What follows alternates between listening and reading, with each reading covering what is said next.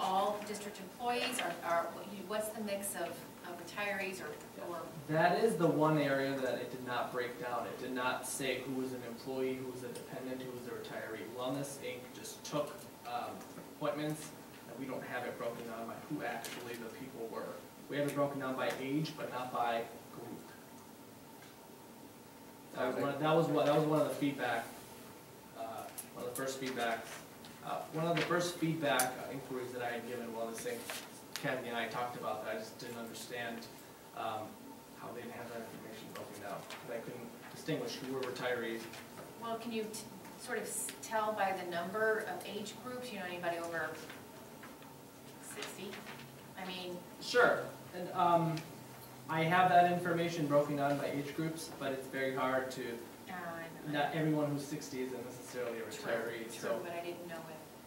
I can dig a little bit and see if I can circle back up with wellness and see if there's a way we can get to it. As of 3 weeks ago, there wasn't. I just, some of these programs, would be easy for staff to attend if it was something after school or something before school, like a nutritionist or Sure. Zoom, But, if the majority of people coming to these things, are not employees, they're not on site. Sure. On site, yeah, it's more difficult to get. I totally agree.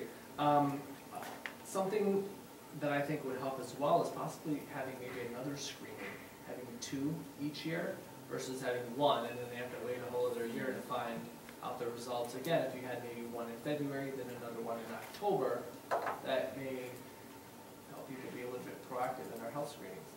How much does it cost the district? $85 a head. Dominic, do all retirees have access to the wellness fair, or just the ones that are still covered on the plan? Ones that are still covered. Just covered on the with plan. Blue Cross Blue Shield. And maybe I'll just add a couple quick comments to this. I know he's commenting that he said the average age for the group was 47. That attended, yeah. That attended. The average age of the population covered under the Blue Cross program today is 34 across the full spectrum. We have about 1,570 total members covered. Now, dependents under. Can you say those numbers one more time? Sure. 34 is the average age of the total population. Yeah. But understand that includes all of our dependent children under age 18 who are not eligible for the screening. And the total number of? 1,570 total members in the covered population. Those are belly buttons, every Yeah. single person covered. And one thing I did forget to mention is that those eligible to participate in the wellness fair have to be at least 18 years of age. So any dependents under 18 would not be able to participate. Do we know that count? We do. And that's probably about 400 people. We have about 1,100 eligible to participate in the screening. 1,097 were eligible to participate in the screening and 350 showed up, so about a third.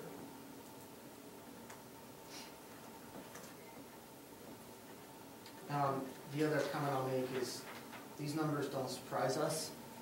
Cholesterol, hypertension, these things. There are some very general and simple things that we can do to help increase awareness, which will hopefully motivate a person to take action, which will, without any incentive directly, maybe they will do some things. A perfect example is today, not picking on Bill, but he's like, wait a minute, the LDL, the HDL, which was the good one?